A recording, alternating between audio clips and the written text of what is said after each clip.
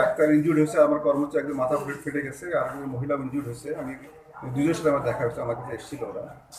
তো এরকম একটা, আমি তো সবাইকে বলেছিলাম হাসপাতাল ভিতরে থাকতে, হয়তো ওরা মনে করছে যে 3টা বেজে গেছে, আমার হয়তো বাসায় দেওয়ার চেষ্টা করছে। তো ওইগুলো তো আসলে অনাকাঙ্ক্ষিত।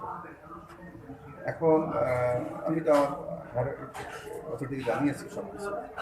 ওরা আমার কাছে এসেছিল যে ওরা এই পরিবেশে কাজ করতে পারবে না, কোনো কিছু ঠিক না, ওরা আনসেফ, নিরাপত্তাহীন বোধ করছে।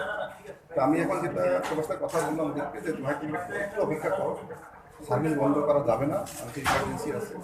তো কালকে 10টায় আমি সবাইকে নিয়ে বসবো, সব আমাদের ডিপার্টমেন্ট হেড, নার্সের প্রতিনিধি, চতুর্থ শ্রেণীর প্রতিনিধি, টেকনোলজিস্টের প্রতিনিধি, মিড লেভেল, ইন্টার্ন, সবাই নিয়ে বসবো, বসে দেখি সবাই কি সিদ্ধান্ত দেয়।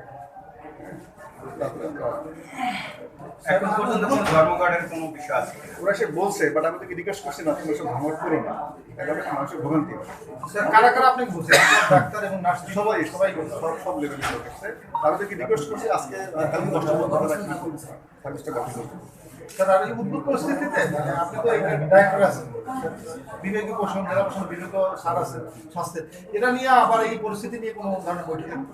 এই যে কালকে 10টার সময় বসি, এখানে আমরা সবাই চেষ্টা করলাম, তাদের মতামতটা আমি নেই, নিয়ে তারপর আমি আবার আমাদের স্বাস্থ্য ডিভিশন ডাক্তার আছেন, ওই জেলা প্রশাসক বলবো।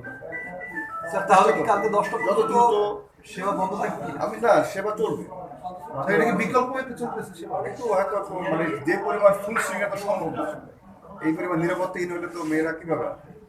তো যতটুকু পারা যায় আমরা চেষ্টা করছি, বাট ওইরকম ধর্মঘট এখনো আমি করো না, আমাকে করবে না, আগে 10টার মধ্যে বাট এইভাবে করলে তো ডিফিকাল্ট বুঝতেছি।